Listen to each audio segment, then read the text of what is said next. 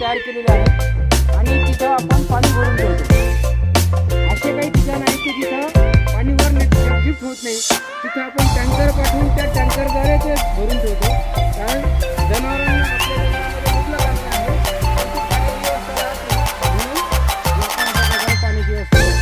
आणि इथं टावर केलेला आहे, हे जे टावर केलेलं आहे मनात असेल, मला काही प्रश्न नाही असेल ते जो अनुभव आहे आम्हाला ऐकायला आवडेल की ह्या अभयारण्य सँक्च्युरी